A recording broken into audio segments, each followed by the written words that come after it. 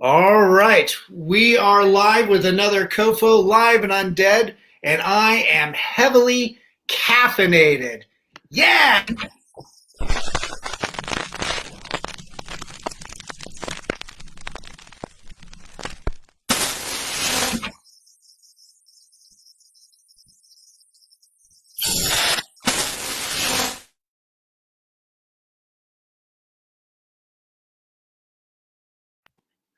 I am your host, Daniel Crosier. This is COFOH Live and Undead, and I'm here with the amazing Brinke Stevens. Oh my God! But first,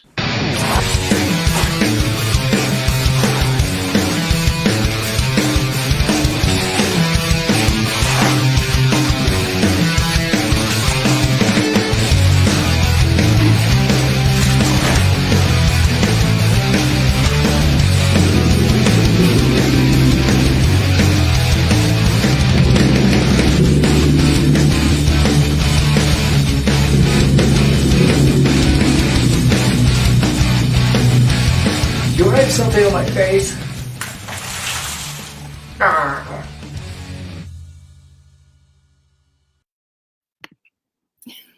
Brinke, how are you? I'm great, Daniel. Hi. Hi, everybody. Oh, it's so lovely to have you. Thank you for coming on to the show. Oh man, uh, so as some of you might know, COFOH is Colorado Festival of Horror, and Brinke Stevens here was going to be our first guest. Oh man, but unfortunately, as with many things this year, COVID had us postponed till next year. But we're so fortunate to have you on the show today. Thank you. My pleasure. I'm so happy to be here. I look forward to being in Denver next September and seeing you guys. Yeah. Oh, it'll be fantastic. We'll have a lot of fun. But Brinke, tell us a little bit about yourself. How you got into film, and what made you go into that direction. Well, I can capsulize a long story and make it short. I wanted to be a marine biologist. I got kicked out of graduate school for illegal research with dolphins. I married my childhood sweetheart, Dave Stevens, the artist. I moved to Los Angeles and accidentally became an actress when I walked by the wrong door and they put me in a movie the next day. I never aspired to be an actress. It was a total accident. I always say my career chose me. I didn't choose it. Oh my gosh, that's absolutely amazing. There's so many amazing left turns. Yes. I should be in a lab in Hawaii right now doing communication experiments with dolphins. But instead I'm running and screaming and being chased with guys with machetes and power drills and running in high heels. Let's hope those are not cordless power drills. Yeah, exactly. As long as you can outrun that cord, you'll be all right. Yeah. Somehow I just became a scream queen. And I think that was my destiny. It's like life happens when you're making other plans. Yeah. But yeah, it's been fun. And I'm so fortunate and blessed that I can do what I love doing. It wasn't what I set out to do originally, right, but I love the film industry and I've gotten involved in it in many ways. Since being an actor, I've been a writer, a director, a producer.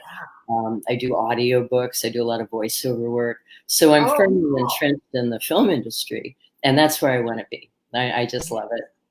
Oh, that's fantastic. You've got your fingers in so many different pies. Yeah, you kind of have to, because in the low budget industry, nothing is certain and you don't make a great deal of money. And there's really no retirement plan. Like I can't afford to retire because it's low budget for a reason.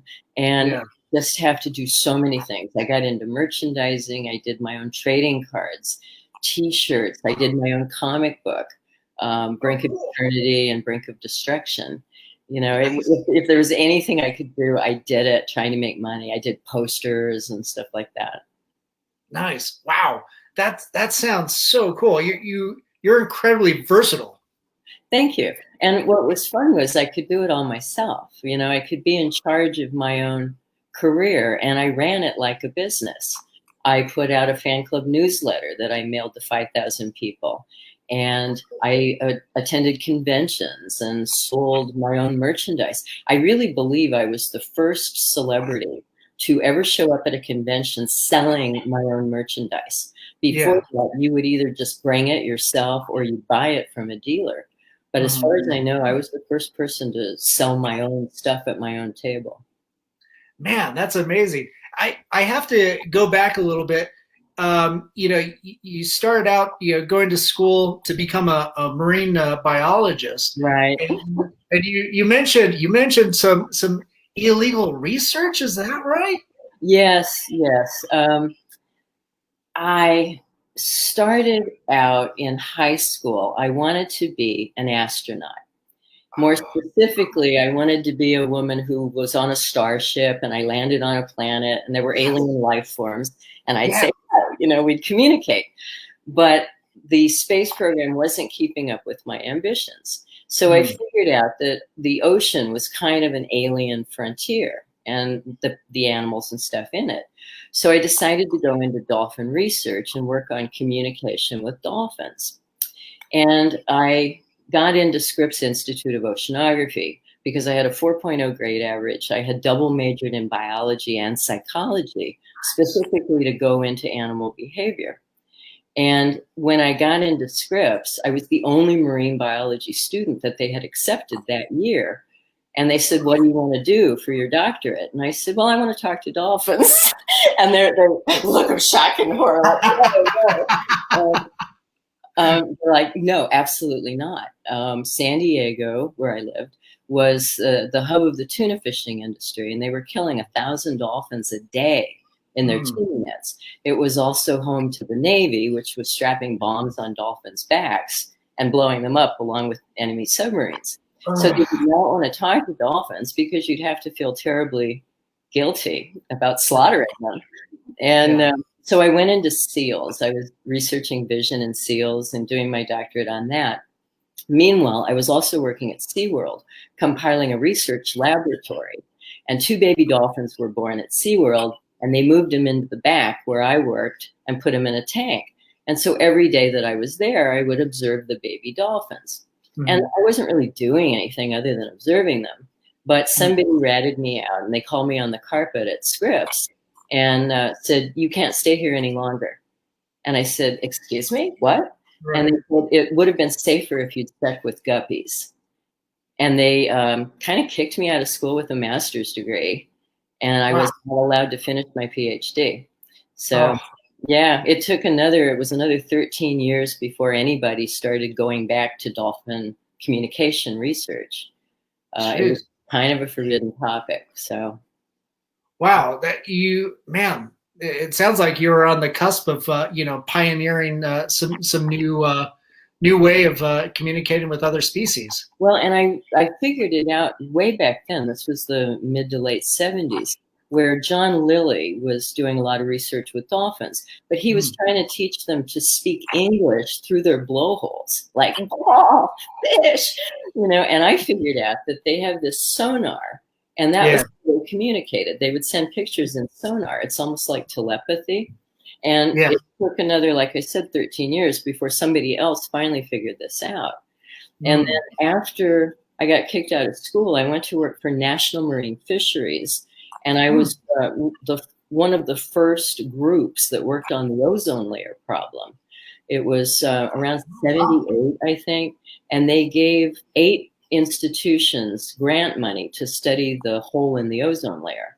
And fisheries, it was what would happen if there was increased radiation, how would it affect the ocean? Well, we found out that larval fish and fish eggs are right on the surface. They float on the surface of the water. So increased radiation would kill fish in huge amounts, so there would be famine.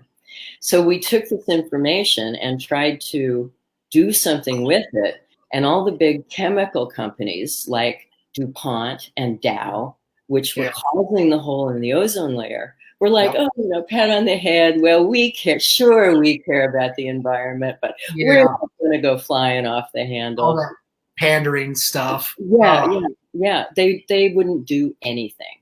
And, I think since then the problem has kind of solved itself. But I was learning early on about corporate greed and environmental ruthlessness. Yeah. Yeah, we're kind of experiencing a little bit of that with rules and regulations of the EPA being set back and set aside and stuff, and not being enforced. Oh, Right. man. Nobody could face up to it. And then after fisheries, I went to work as an environmental consultant for a nuclear power plant, San Onofre in California.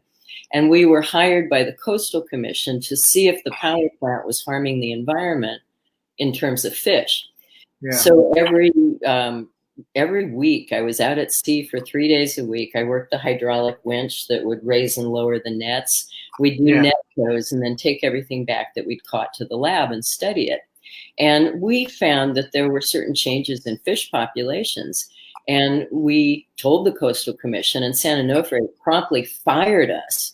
It was a 5-year plan, and they fired us after 3 years because they didn't want to know. They didn't want to hear about this. So, constantly, this was 3 times now, I had to quit science because nobody wanted the truth that we were here to find out.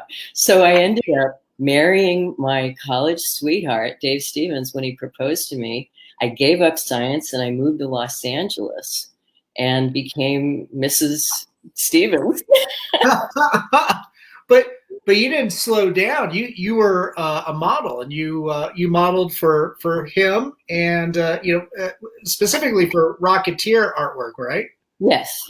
I met Dave probably in '72, I think. I was a teenager, and I was part of a fan group called Star San Diego. And we, Star Trek and that whole thing. Right. So one of the members, Richard Butner, who would go on to run San Diego Comic-Con, invited me. In '72, there was a comic book club at San Diego State University. So I went with Richard to the first meeting. And when I walked in the door, the first person I saw was Dave Stevens. And I'm like, ooh, he's cute. And I ended up marrying him a few years later. But I started modeling for him in the late '70s. And at the time he was doing a comic book called Aurora. I posed for all of that. And then I was Betty in the Rocketeer. And eventually in the early '80s, we did get a divorce. And, it was like we were the best of friends. We continued to date even after our divorce. We just couldn't live together. Right. The big problem, I'll say, was that Dave wanted me to be his wife. He didn't want me to have a career. He especially didn't want me to be an actress. He felt very threatened by that. So he was not happy at all that I was pursuing a career. And, but I continued to model for him throughout the '80s. And many of the comic stuff that's out there is my body, but someone else's face. Oh, jeez. You seem like you definitely, you've got your own course to kind of cut that path. So you certainly do not seem like anybody that's going to slow down to just be somebody else's wife. You're too passionate and too talented. Exactly. Yeah, it was like there could be one star in the family, and that was Dave. So, but I enjoyed modeling with him, and I had started modeling in San Diego. And for the Comic Cons in the '70s, I won the Comic Con Masquerade in 1973. It was the very first masquerade they ever had. And I won first place in it as Vampirella. I was 19 years old, and they promptly put me in charge of running the masquerade for the next 10 years. Cool. So there was a point in the masquerade where there would be a lull for 10 minutes when the judges got together and decided on the winners. So I was teaching dance classes in La Jolla near San Diego. And I enlisted some of my students to put on little dance routines. And it became famous. I did it every year. And I did one to Ballroom Blitz by Sweet, Moving in Stereo by The Cars, Bourrée by Jethro Tull, Funeral for a Friend, Elton John, Killer Queen by Queen. And we had the costumes. In Funeral for a Friend, I had a coffin built, and I had these 6 beautiful girls as pallbearers carry me out in a coffin. And then this dance routine ensued. In Ballroom Blitz, I had 14 dancers on stage, including a 3-piece band. It was very elaborate stuff. So I was kind of getting involved in entertainment, even though I was a scientist and I wanted to do that. I was definitely, making little inroads in entertainment. And I did some photo modeling in San Diego, so it was natural to model for Dave. And for many years, I was sort of a artist's muse as a photo, as a model. And I worked with Boris Vallejo and Julie Bell, Clyde Caldwell, a number of artists. And I also shot with a lot of wonderful photographers like Jeff Dunas and Ken Marcus, Peter B. Kaplan in New York. That was an interesting shoot. Kaplan was doing a book called High Nudes. And this was in the 80s. I happened to be in New York with Ken Marcus for a photo show. And it was December. It was like 20 degrees outside. And Peter somehow talked me into posing stark naked on the 34th floor of a building in Times Square. Wow. And so I'm standing naked on a ledge in 20-degree weather. There's no tether or anything. There's no safety. And the ledge is only like 9 inches wide. It's about as my foot. And Peter took photos of me up there. And later I thought, man, that is the stupidest thing I have ever done in my life. Wow, that's intense. Peter Kaplan called me a few years later and he said, hey, can I shoot you on the top of the Transamerica Tower in San Francisco? And I'm like, I don't think so, Peter, but thanks. Oh, man, that's intense. Hey, Brink, we've got some people commenting. Angela Joseph says hello. And let's see here. God, you have a lot of fans popping in here. I love it. So Seamus just said, I just watched one of your movies. Ooh, I wonder which one. Yeah, I know. Be more specific, guy. Anthony Brink, you're the best. Let's see here. James, thank you for all your creative work you have provided. Leonard here is saying, come to New Zealand. Oh, Leonard, I wish I could. I hear New Zealand is absolutely gorgeous. Yeah. Oh, and then Brent from our camp, he was asking about the early days of San Diego Comic-Con, which you touched on. Mm-hmm. Let's see here. If you haven't watched any of her films, you are missing out. So that's to everybody. Scripps owes you an honorary doctorate. Yeah, I would say so. Yeah. Anthony here. What's your favorite song in 2020? Interesting question. Yeah, I don't know, Anthony. I'm not real familiar with songs these days, but I like the old stuff. The 80s and the 60s had such amazing, wonderful music. Yeah. I was just listening to Public Image LTD, before I set up in here. So yeah, the 80s are definitely one of the strongest periods for music. Yeah. And then Dave here he's watching from Ireland. Oh, thank you, David. Sweet. And then Phil's saying, always great to see you. Thank you, Philip. Man, so yeah, you've got an amazing group of fans.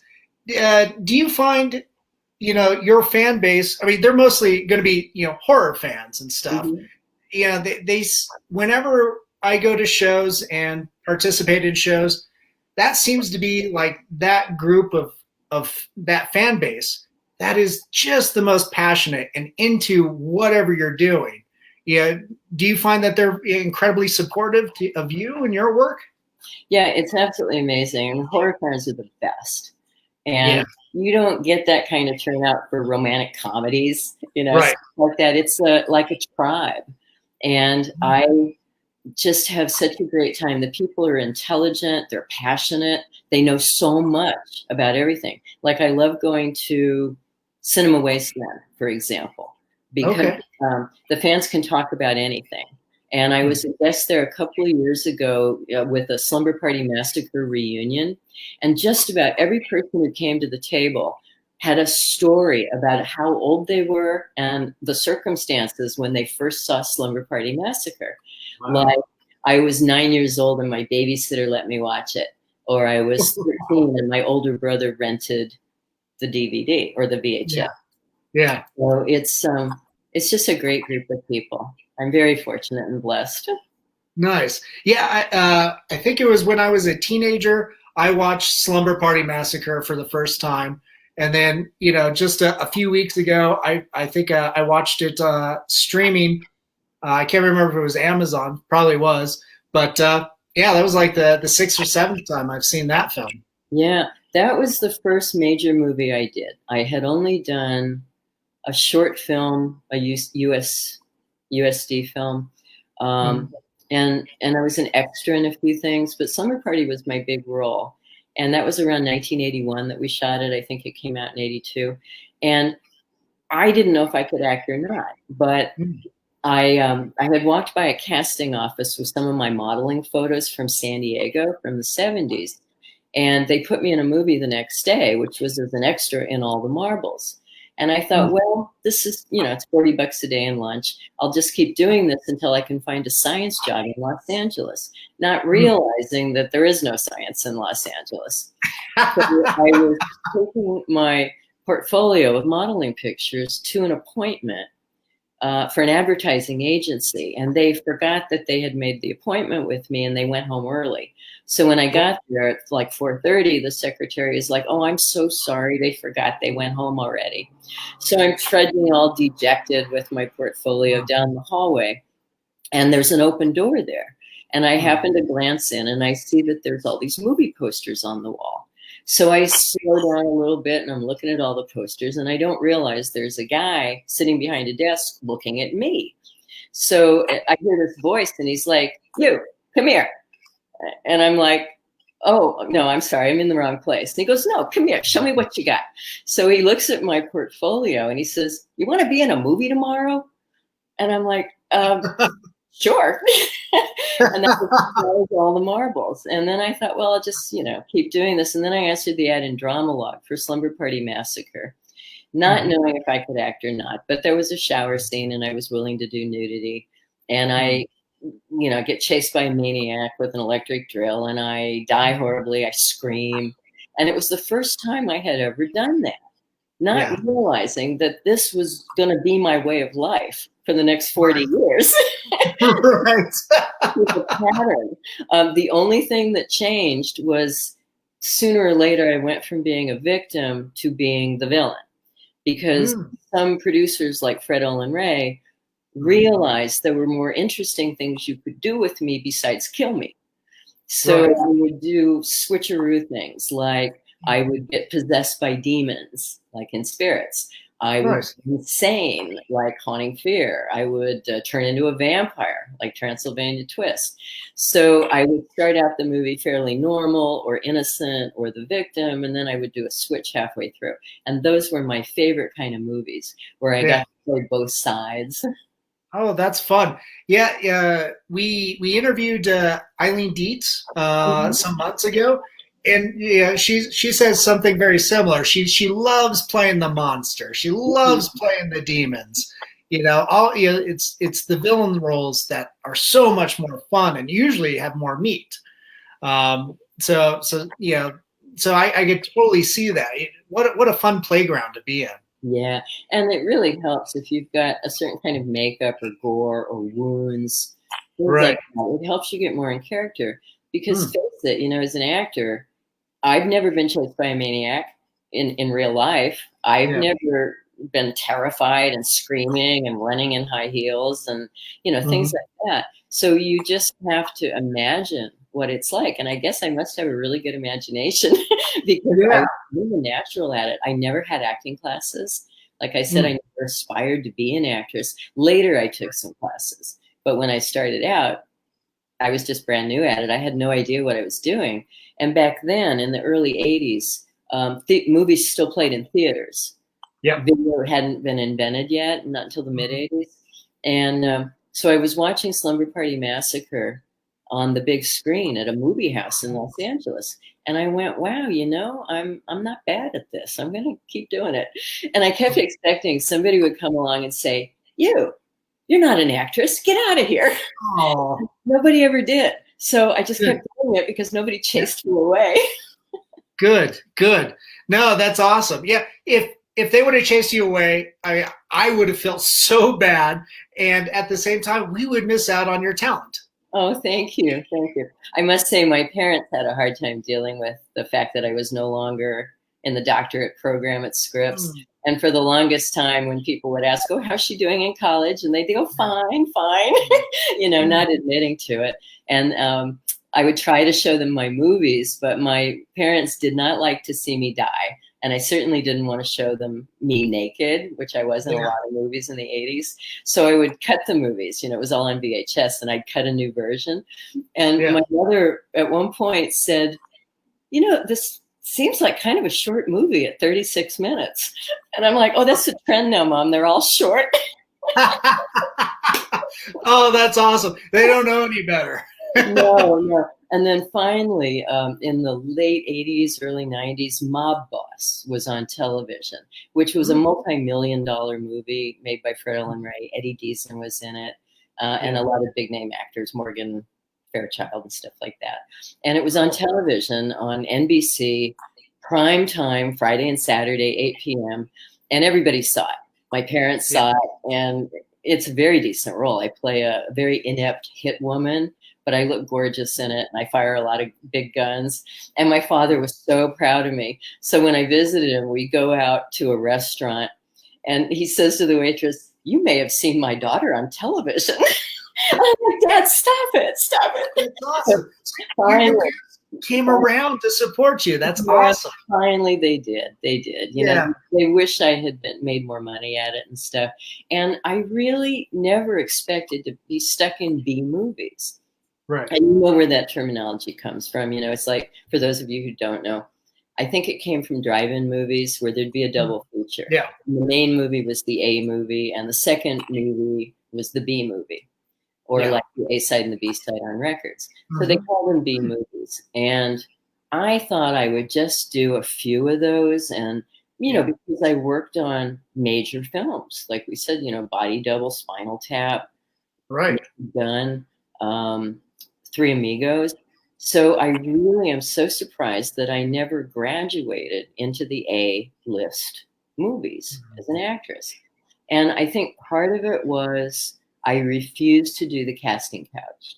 I was kind of a prim and proper girl, even though nudity didn't bother me. I just drew the line at the casting couch. So I think maybe that was why I didn't go further.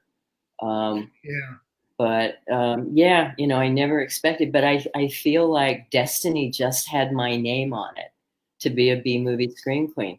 And that was to be a big fish in a small pond. That was my fate.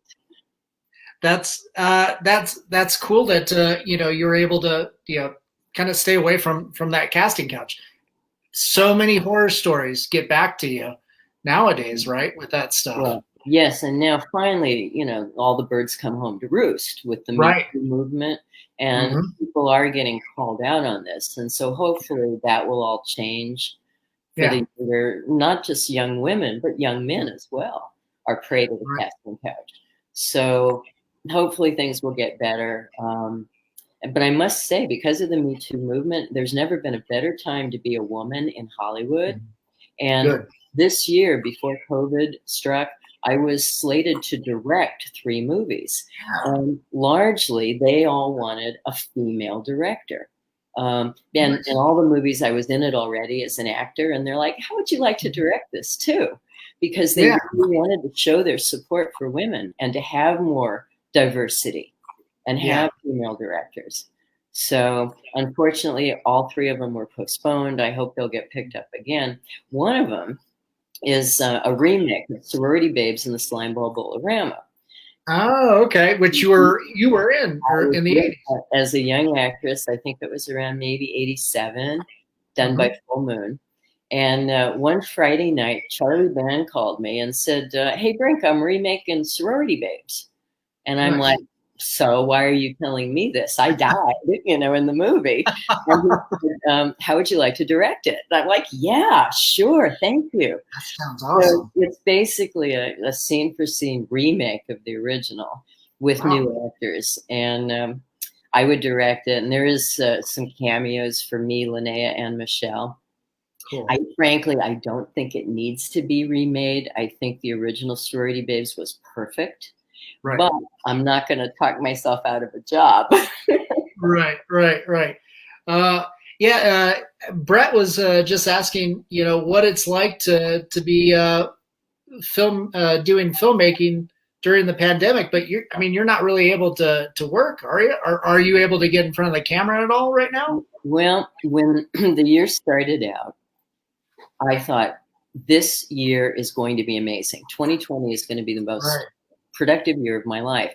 I was slated to direct 3 movies, all of which I would be in as an actor, one of which I also wrote the script last year. Cool.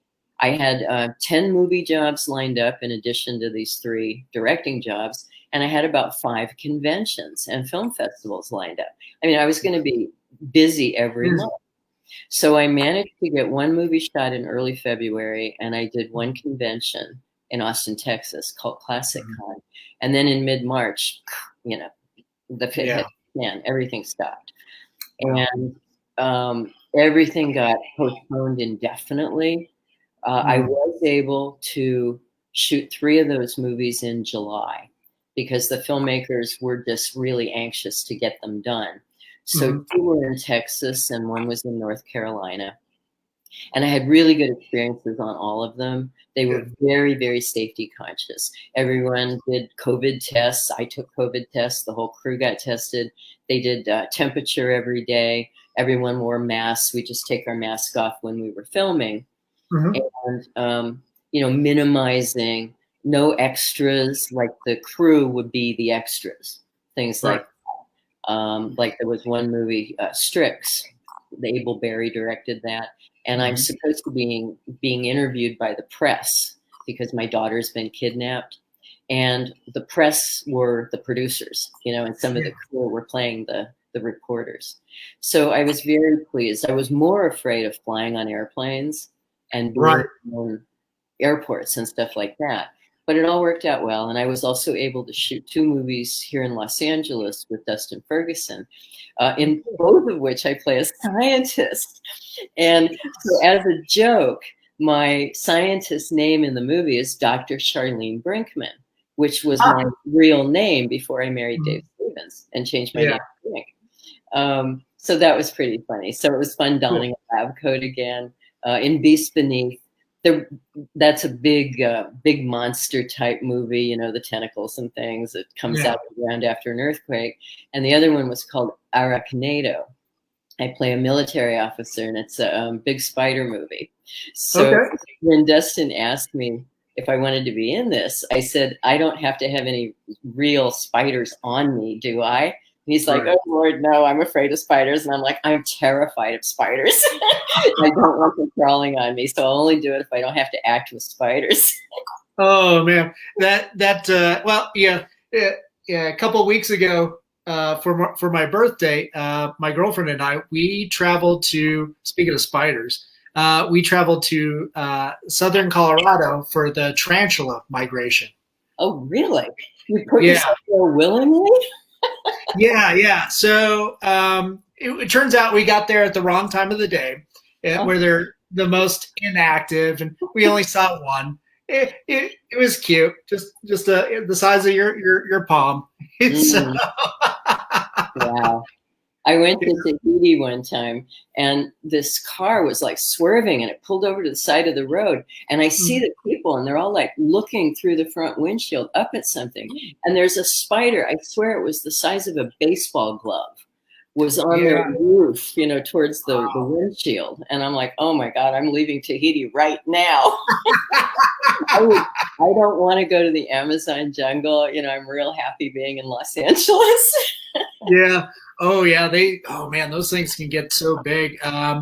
There's a bird eating spider that is, I think that's the largest spider in the world. I can't remember if it's from Australia or if it's from South America, but man, yeah, I don't blame you. Spiders can be really creepy. The things that creep me out are centipedes. Oh, really? They have a lot of legs. Yeah. That's my problem with spiders. They've got too many legs and they move funny. And they just, I like other insects, though. I had a praying mantis on my rose bush, and she was beautiful, big and green. And then one day I came home, and she's in the act of mating with a smaller, browner praying mantis. So I stood there and watched because I knew what was going to happen. And sure, at some point, just like something goes off in her head, and she's like, brains. And she cuts his head off. So the young hatch out and they feed off their father's body. And so there's this little tiny praying mantis. And I'm like, hi, I knew your mother. I also knew your father briefly, but we won't talk about that. Right. Yeah. Anyway, he tasted good. I know. Oh man. Yeah. When when the COVID stuff started coming out too, I was really, they were talking about the murder hornets. Oh yeah. Yeah. And then I found a video of a large praying mantis just devouring a murder hornet. And it's just like, well, that's at least one problem solved. Just praying mantises out into the wild. When I had this praying mantis outside, I Googled, and I looked at YouTube and stuff, and there's a video of a praying mantis eating a hummingbird. I mean, these things can get vicious. Yeah. I've got another one for you too. I found a video of one eating a lizard. No kidding. Wow. Yeah, I'll send that to you. We're friends on Facebook, so I'll send that to you.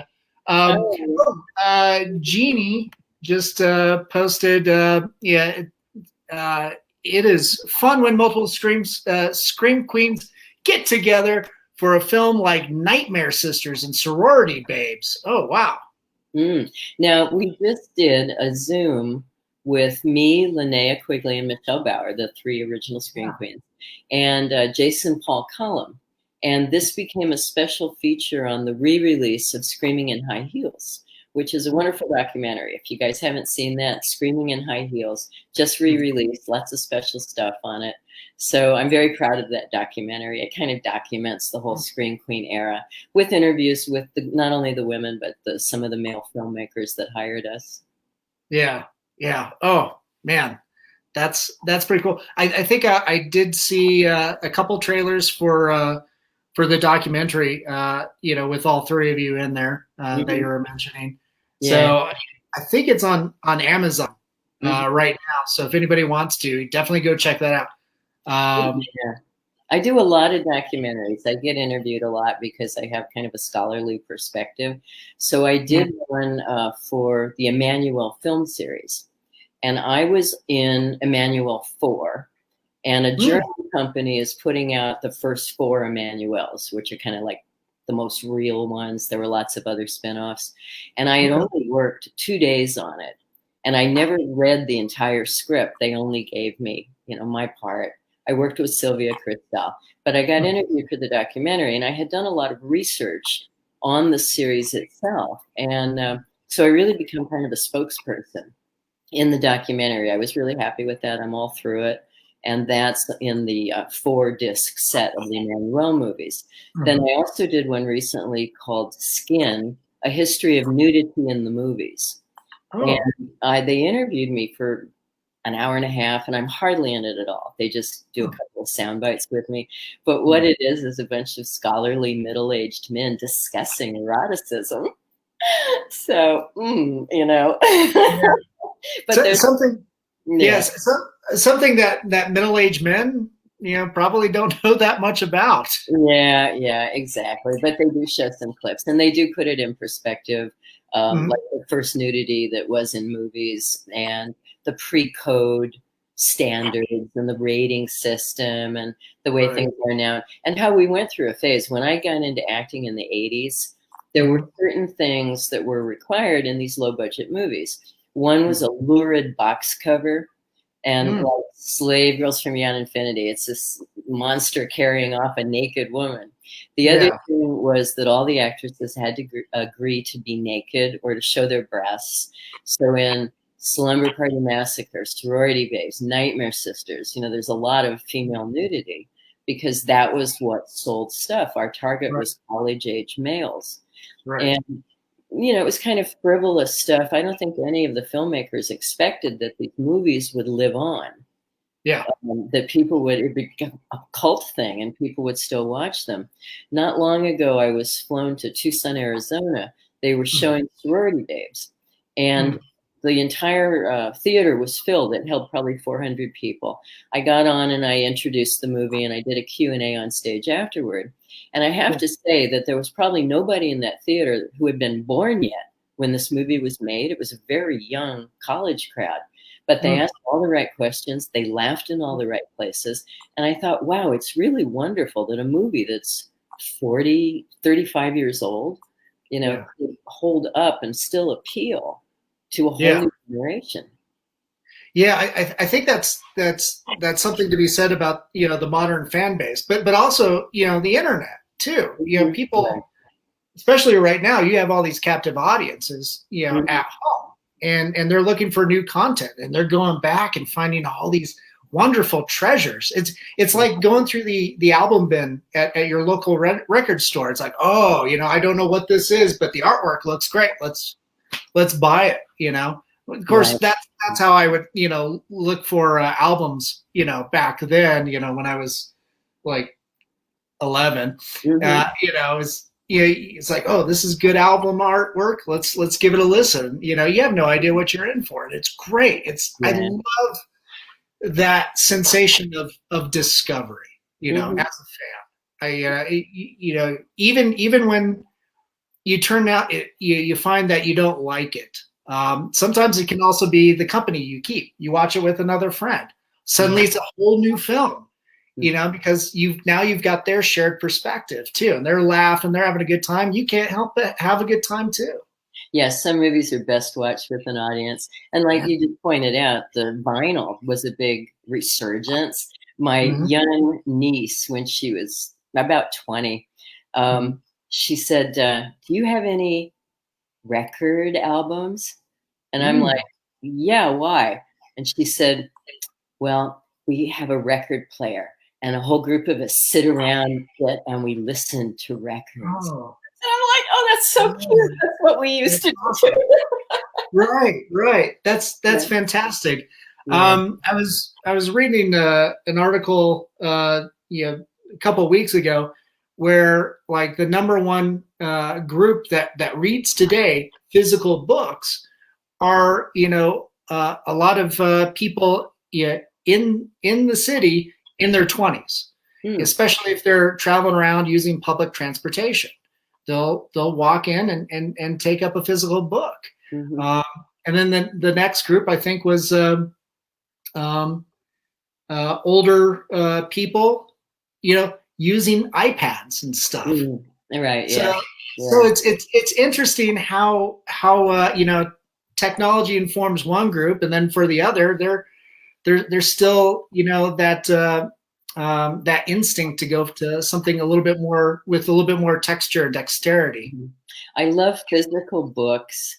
I've never owned a Kindle, but I got recently, a few years ago, I got into recording audiobooks.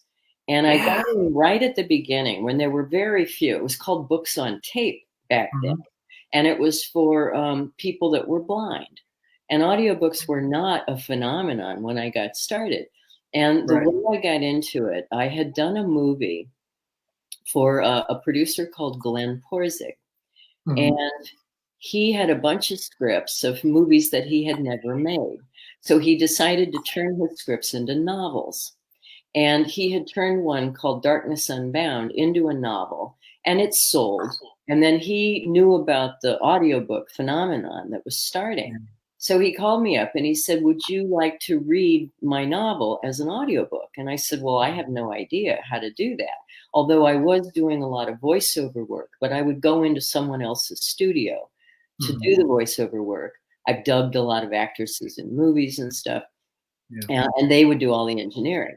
So I had to teach myself how to do it. And the very first audiobook I did, we submitted it to Audible and they rejected it. And I was horrified because I'd spent a month and a half recording this thing. So it turned out it was an issue of just cleaning up the sound.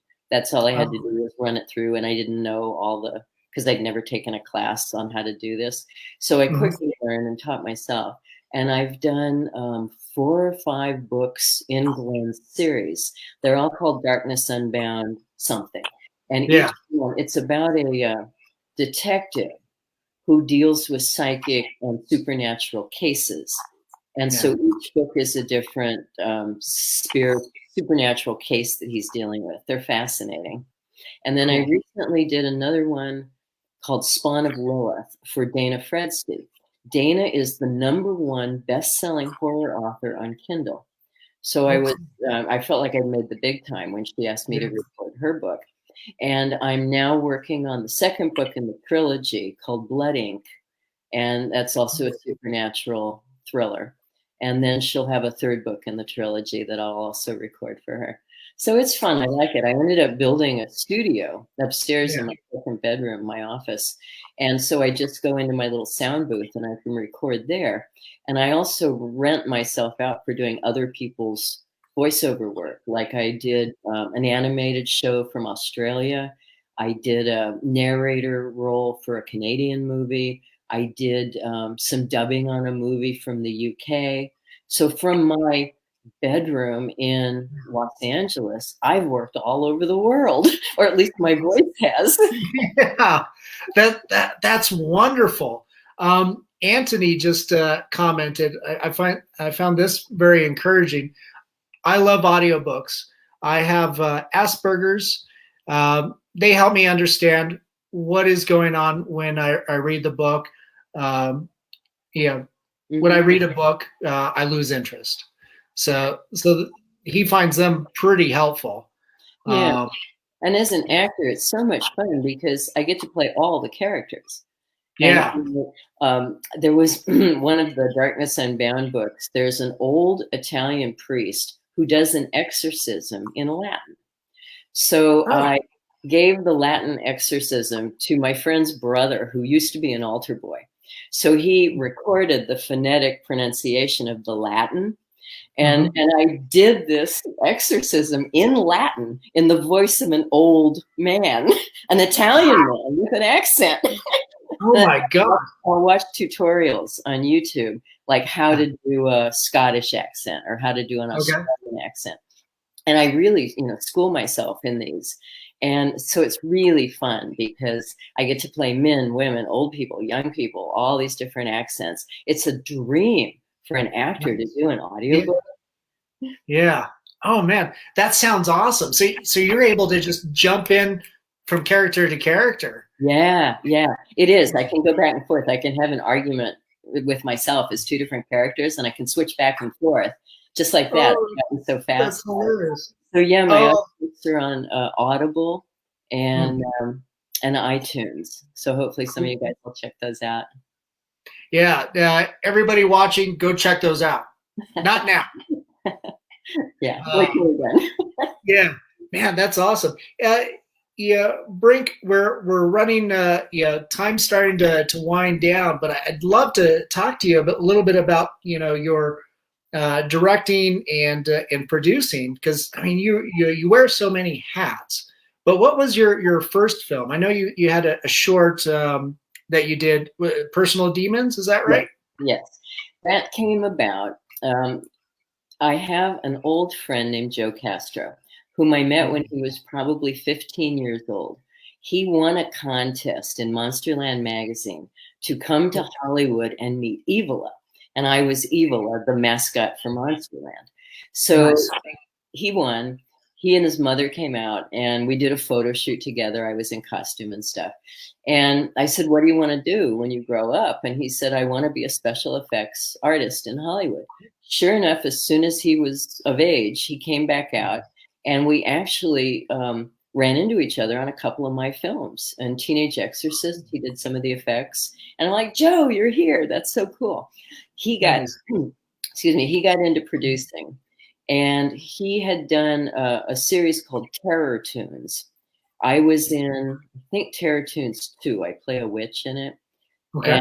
And I might be in Terror Tunes 3. Yeah, I'm in Terror Tunes 3 also. So he was getting to do Terror Tunes 4. And it's usually 3 30-minute vignettes with a wraparound. So he accepting submissions for any of these 30-minute vignettes. So I wrote up a proposition, a proposal called Personal Demons about an actress who has substance abuse problems. And when she gets out of rehab, the only work she can get is on a low budget horror movie. And she's required to, in the script, read this demonic incantation. And she accidentally summons a real demon, which nobody else can see but her. So it's her personal demon, and it's trying to get her back into substance abuse. So she has to be very strong and fight this unseen demon that nobody else is aware of while she's making this movie. So it was fun. And Joe said, I really like your paragraph. Give me a 1-page. So I did. And he said, I love the 1-page. Can you write me a 30-page script? So I did. And I submitted it. And he calls me and he says, I want to talk to you. And I'm like, uh-oh, what did I do? So we have a meeting, and he's got my script in his hand, and he's like, I love this, and I want to stay true to your vision. So would you like to direct this yourself? And I said, well, no, I wrote the lead part for me. He says, that's fine. You can act it and direct it as well. So he gave me my first directorial opportunity. I'm not that I hadn't tried earlier to direct, but everything just fell through for one reason or another. So I'm really thankful to Joe for doing that for me. And it was fun. I found out I was really good at directing after I've been in like 211 movies by now, I think. And you pick stuff up. I've been doing this for 40 years. And I was a really good director. I immediately called in Debbie Rochon and Linnea Quigley and worked with them on my first day of shooting. And the cameraman was so sweet. He said, you're the calmest director I've ever worked with, because he was used to screamers and shouters, Right. Oh, so, I can only imagine. That's awesome. Yeah, you don't seem to stop, taking new chances and trying new things. That's fantastic. Well, a lot of people want to see Personal Demons. It made the circuit on film festivals, but there's an Indiegogo campaign right now to get finishing funds so we can put out Terror Tunes 4. So if anybody looks at my Facebook pages and stuff, or look at Indiegogo for Terror Tunes 4, we welcome all contributions to finally get this thing out so people can see it. Nice. Oh, that's awesome. Man. Ooh, and hopefully after COVID too, you'll be able to get back to directing more films and finishing some of those projects. I hope so. I was the script I wrote last year is called Tears of a Clown, and Grant Austin Waldman approached me with this project. He had been the director of Teenage Exorcist, which I think was 1991. And he had produced a number of Fred Olen Reyes movies as well, like Bad Girls from Mars and Mob Boss and Haunted Fear. So he had retired to Florida, but wanted to make more movies. He wasn't quite ready to retire yet. Yeah. So he had a 52-page script that someone else had written. And he said, here, turn this into a full-length script, 110 pages. Write a part for yourself and write a part for Eddie Deason. So I did, and it's a kind of a comedy spoof on It, where it's a clown, but it's funny. And we were going to shoot it in Cocoa Beach, Florida, because Grant was there, and he could get the Cocoa Beach Pier, hotel, restaurants. He could get a lot of amenities. So I flew there twice to Cocoa Beach, once with my cameraman, Chuck Serino, to do location scouting. And we're walking all over the pier, you know, going like this. And I'm saying, well, if you set the camera here, that tree blocks out that billboard, you know, and things like that, where it was really fun. We paced off the entire movie, page by page. And then COVID hit. We were going to shoot it in March, and COVID happened. So I sure hope we can get back. There's a couple of really large crowd scenes, like a clown contest on the pier that would have 100 extras. So it's safe to do it right now, but hopefully sometime next year. Yeah.